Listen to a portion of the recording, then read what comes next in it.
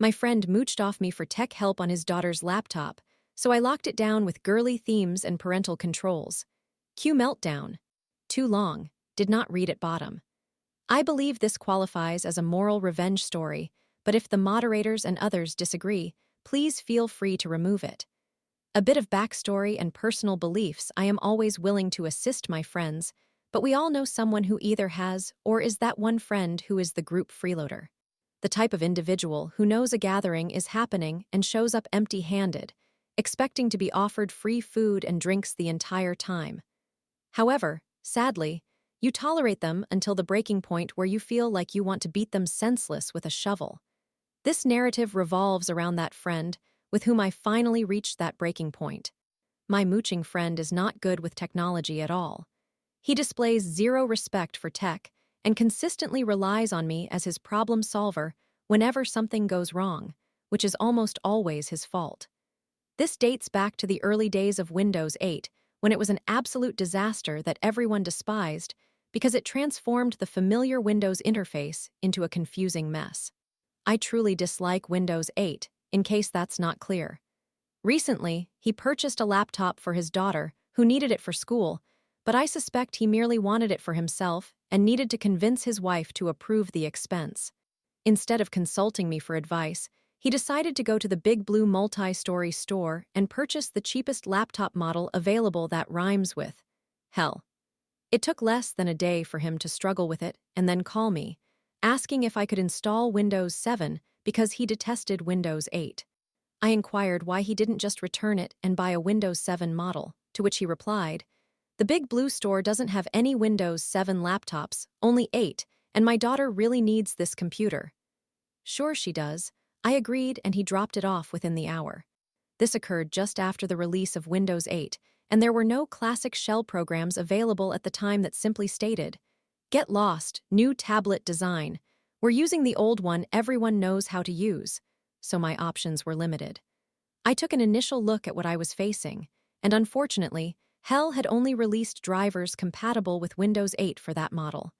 Yay.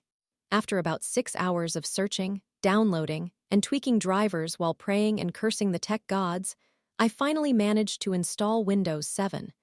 I had to meticulously select drivers for most of the hardware, with the rest working through trial and error. I created a restore disk, backed up, and organized every driver for this system into individually numbered folders in case I needed to redo anything. My friend is notorious for messing up his computer's operating systems. I called him to let him know it was ready, and he picked it up the next day. Less than 2 weeks later, he texted me, claiming something was wrong with it. He couldn't do blah blah blah or couldn't get it to function as he wanted. Shocking, I know. I restored the system using the disk I created and returned it the same day, wondering how long this would last. Almost a week passed, and the same issue arose. Another swift restore, and I gave it back. This time it took nearly 3 full weeks until I received a text. Now I was furious. What in the world was he doing to wreck the operating system? I finally dedicated time to examining the system to discover what was happening. He had downloaded numerous cracked games, was attempting to run them, had malware and viruses infesting it, and oh yes, he had visited numerous shady websites in his browser history. I was enraged. The only reason I continued to fix this annoying device was that it was meant for his daughter. I contacted his wife to determine who was genuinely using the laptop and for what purpose. It turned out he had told her it was experiencing issues and that he was fixing it at home while also taking it to work to mess around with when he had a spare moment, as he was a manager at a pizza place. He was one of those hands-on managers who informed everyone of the tasks that needed to be accomplished before disappearing into his office. So, I devised a mischievous plan to fix things my way. My first step was to create an administrative account that only I could access while limiting the other account to standard user privileges. After conversing with his wife, I gained insight into what his daughter actually enjoyed in terms of shows, games, and more. I then proceeded to customize this laptop for a 10-year-old girl. I adorned it with My Little Pony wallpapers, about 100 on rotation, stored the entire My Little Pony cartoon series directly on the computer, along with Bratz, Barbie, and the works.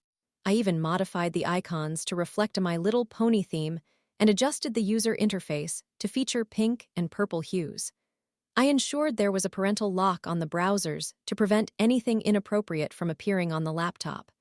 I installed TeamViewer and secured it with my personal credentials, enabling me to access the laptop anytime I required. Just to be extra cautious, I also installed a program called Deep Freeze. For those unfamiliar, it creates a snapshot of the drive as it is and restores it to that exact image every time it powers off. The only drawback to this program is that anything saved on the computer is lost during power cycles, which was not an issue since I had purchased a bulk pack of multi-colored thumb drives with lanyards. I even went a step further by acquiring a My Little Pony skin for the laptop lid in case he considered taking it to work again. I personally delivered the laptop this time when both the wife and daughter were home, and the high-pitched squeals of delight from the girl almost ruptured my eardrums, making it all worthwhile. She excitedly went on a joy-filled rant as I showcased everything I had done, complete with games and shows I had installed just for her. I then handed her a bright pink thumb drive with a purple lanyard and explained that, when it came time to play the games or save anything, that drive needed to be plugged in. I set the save path for all games to the thumb drive and created a shortcut to the drive itself on the desktop to prevent her from losing any schoolwork. I made sure both she and her mother understood that, without the thumb drive plugged in, nothing would be saved. I didn't mention the parental lock I set up or deep freeze. That was a surprise for my friend later. Both the mother and daughter expressed their gratitude, and I received an enormous hug from the daughter, who was still riding high on cloud 9, begging her mother to watch My Little Pony with her before I even left. I was fully aware it was only a matter of time before I received an irritated text or call from my friend as soon as he got the chance to use the laptop. I waited in gleeful anticipation. I had dropped off the laptop on a Monday and knew he wouldn't have the opportunity to use it until Friday when he returned from a trip. Fast forward to Friday night, and I received a call around 8 p.m., which I ignored, allowing it to go to voicemail. I received 3 more calls at intervals of 5 to 10 minutes, which I also chose to disregard. Then, I received a barrage of texts that I ignored until around 11 p.m. when I assumed he had ample time to attempt to use the laptop, only to be thwarted at every turn. I called him back with an especially sarcastic tone, pretending to be half asleep simply to annoy him. "Freeloader, finally, where on earth have you been? I tried calling and texting you, but you never responded." "Me, yeah, I had a long day, so I took an evening nap."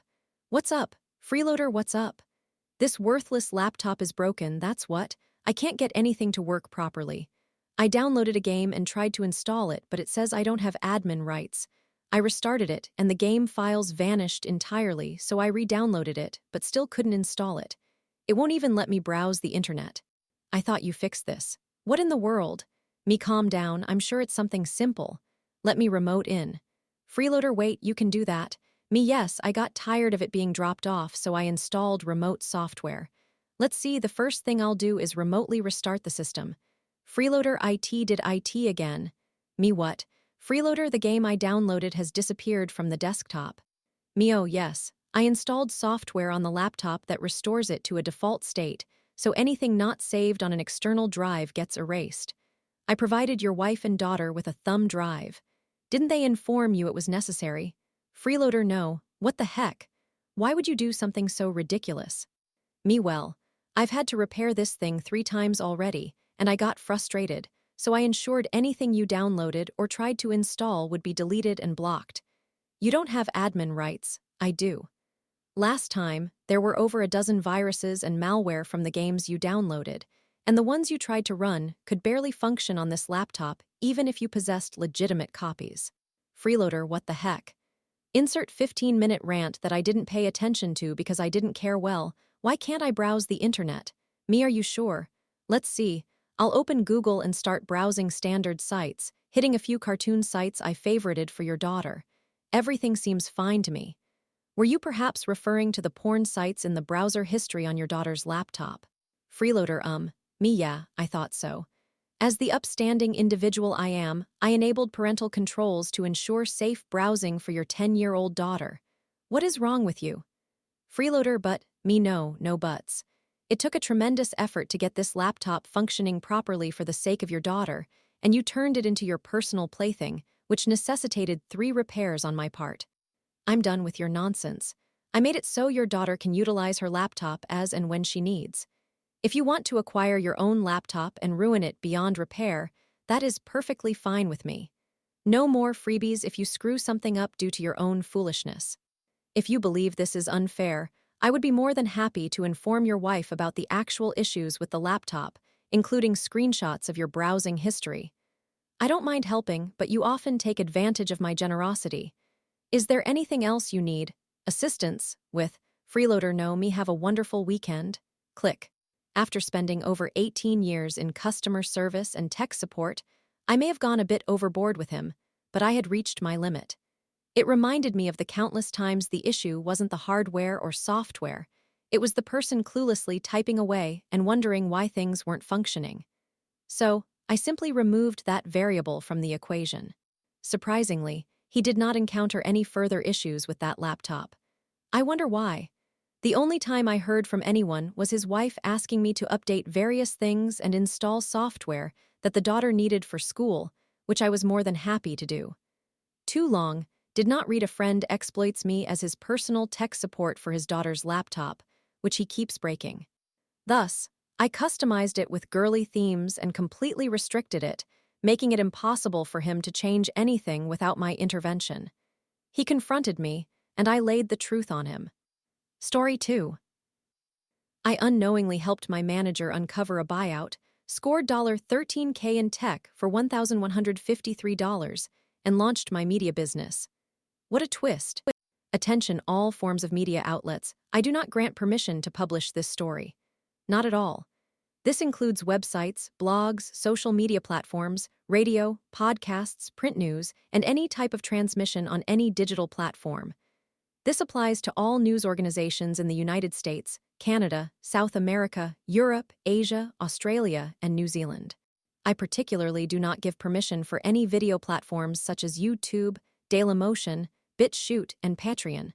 I will reiterate, I provide absolutely no permission to disseminate this story. You have no right or permission to profit from my story. Final edit, this prohibition also extends to Africa, thanks to user 1angel for the recommendation. Originally posted in our anti-work, I was advised to share it here. For legal reasons, I cannot reveal the specific location, as the team I collaborated with were great individuals, and our employer managed to outmaneuver corporate significantly without their awareness. This event occurred in 2012. Part 1. The Fire Marshal. I was employed at a smaller chain electronics store that specialized in high-end video cameras, personal computers, mobile phones, and this new technology called 4K televisions. For context, we were situated in an upscale outlet mall, being the only electronics retailer in the facility and the sole location for 50 miles that offered premium electronics. Logically, one would assume that this alone would make our site prime real estate, leading us to achieve record sales each year. Spoiler alert, that is precisely what transpired, and we thrived for 5 consecutive years. Additionally, I was hired because I visited the store to seek video equipment. The store manager was somewhat surprised by my advanced understanding of camera technology, as I was asking him specific technical questions regarding various models. Note this detail is pertinent to the conclusion of the story. Now, with that introduction completed, let's dive into the core of the narrative. While attending to the camera counter, the mall fire marshal entered and requested to speak with the store manager. As I had no customers at that moment, I took it upon myself to escort him to the back to meet my manager. What follows is a verbatim recollection of the conversation. Me, is the fire marshal here? Manager. Why? Me, I'm not sure. Should I let him into the office? Manager. Sure, just give me a moment. Marshal. Okay, mall management has asked when you would like me to bring in the construction foreman. Me, are we constructing something?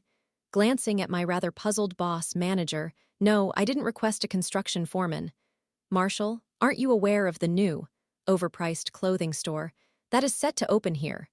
At that moment, the store manager and I exchanged glances before turning our attention back to the fire marshal, who handed my manager the work order for the upcoming, overpriced clothing store that was to be established at our very location, effectively closing the only high-end electronics store for miles. Part 2 Money Talks.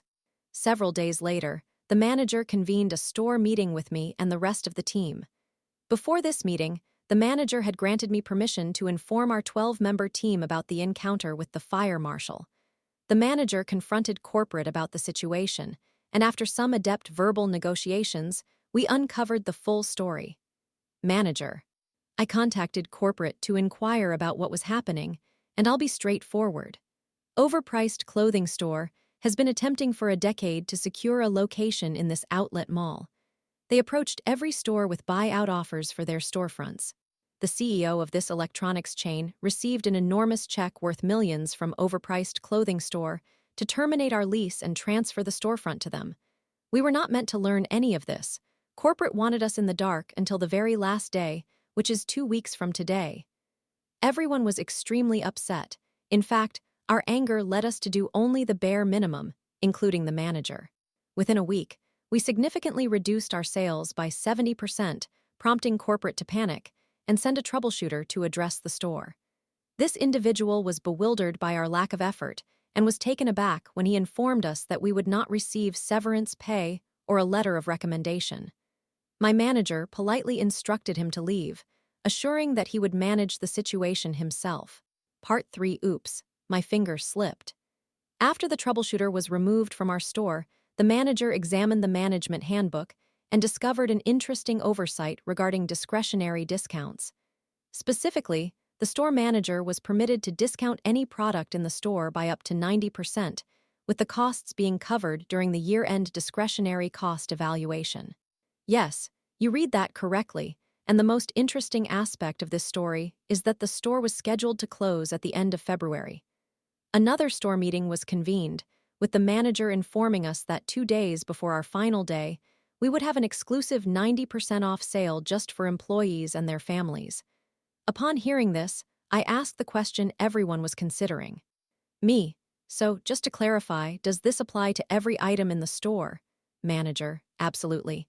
In fact, you can select everything you desire now and set it aside in the back room. Please ensure everything is labeled, and I will include premium service warranties at no cost. I decided to partake in some shopping, which included a new 240Hz 4K television, a 4K camera system, 3 spare batteries, 5 128GB SD cards, a shotgun XLR microphone, a laptop, 2 1TB external portable hard drives, a tripod, a car tripod, underwater camera housing, an action camera, a large camera bag, and a custom shoulder strap camera plate system. But that's not all. The manager informed me that I could take any of the HDMI and mini display port cables connected to the showroom TV's computers. On the day of the secret 90% off sale, we all arrived 2 hours early via the back entrance and purchased our items. After taxes, I spent approximately $1,153.69 for about $13,000 worth of brand new electronics, effectively providing me with the essential tools to launch my own media business. In a final act of defiance against corporate, the manager supplied all of us with the contact information for a caseworker at the local unemployment office who was sympathetic to our situation. Part 4 I have never encountered this man before. Fast forward to March 2013, as I carefully steered my freelance media company into a steady stream of work. I received an unexpected phone call from a law firm representing the electronics company. Apparently, $400,000 worth of electronics had been, mistakenly, sold at a 90% discount, and they were seeking any information regarding the whereabouts of my manager. The following conversation is what I can recall as best as possible. Me: may I inquire why you need this information? Law firm: we believe he grossly misused his discount privileges. Me: all right, but could you first answer a question for me? Law firm: certainly. Me: why did your client, the CEO of an electronics chain, accept a multi-million-dollar payment to terminate a lease on his own business without properly informing the store staff about its impending closure? Dead silence. Me: hello? Law firm: apologies for the disturbance, sir. And that was the end of the interaction. The lesson to be learned here is do not mistreat your employees. P.S. If my former boss is reading this, take solace in knowing that none of us have betrayed you, and I hope you are living a fulfilling life. Update corrections and clarifications from the editor. First, regarding the cameras. I initially acquired a Handycam video camera and a NEX5 still camera, which I later traded for a Sony FDR AX100 a few years later. While checking my camera storage to see if I still had my old camera, I discovered my Sony FDR AX100, which is a 4K model, but was not launched in 2012. Thus, I apologize for the confusion. The irony is that JVC released the JVC GY-HMQ10 a few months after the store's closure, and I would have eagerly desired that camera. Correction regarding the television. Yes, the first generation 4K TV from Sony was priced at $70,000. However, I observed models at the time selling for between $16,000 and $20,000. Just search first 4K TV prices for confirmation. Why such high prices? Because manufacturing costs were not yet well controlled. Apologies, the television I acquired was HD, not 4K. It was a Sony XBR-HX 950, and it was an unusual hybrid HD television with motion flow technology that increased it from 240 Hz to 480 Hz. I exchanged this for a Sony X series in 2014 and later for a TCL HDR model in 2018. What happened to my manager? Essentially, he relocated out of. He was an older gentleman, likely around 60 years old, as he mentioned getting into electronics in the late 1980s and early 1990s. He began his career at CompUSA, then moved on to Gateway 2000, Circuit City, Fry's, and finally the store where I worked. Thus, my assumption is that he is probably retired now, but I am uncertain about his legal circumstances. We all appreciated him because we were financially struggling at the time and had no loyalty to corporate. As for my media business, I began recording videos of various music concerts, weddings, and corporate events. Once everyone and their mothers obtained video cameras on their mobile phones, I transitioned to video editing and motion graphics. Additionally, I performed studio photography for various products for small start-ups or local businesses. I used the term media business to generalize the unusual evolution I experienced. One piece of advice I can offer to those looking to start one is to consider what UHD resolutions will become standard in the next 5 to 6 years, and plan your technology purchases accordingly. That's all from me. I will leave the original story unchanged and will not edit anything. I do not wish to be accused of fabrication. Lastly, I previously wrote a story about my brief experience at Best Buy, which I deleted due to its poor quality and being merely a rant against an incompetent manager I had. I ultimately decided to commit fully to my media company, and I am grateful that I no longer need to work in retail. Once more, I would like to emphasize that this occurred a decade ago, so I apologize if my dates are not entirely accurate. I am doing my best to recall everything. Nonetheless, all of this transpired in 2012. Story 3. After months of planning, our new roommate nearly cost us our apartment. We turned the tables, and she signed herself off. During our second year of college, my friend and I were roommates. We had both transferred and were entering our senior year, having rented an apartment the previous year. Initially, we lived with 3 other individuals, but they graduated and relocated. Our apartment contained 2 bedrooms and a den with double doors suitable for 1 person. We had 2 occupants in each bedroom and 1 in the den. We needed to find new housemates to replace those who had left, and my friend was aware of a couple who lived together and wished to move in as a group. She spoke with them and made all the arrangements before summer so that we would have everything sorted by the fall. We signed the lease before summer break, and everything appeared to be satisfactory. One of the new occupants intended to occupy the larger bedroom by herself and was willing to pay the full rent. Let's call her Sharon. The second roommate would reside in the den, whom I will refer to as Carrie. We were looking forward to having only 4 of us instead of 5 that year. However, over the summer, Sharon began to have doubts about living with Carrie. It seemed that they had encountered some difficulties while cohabiting.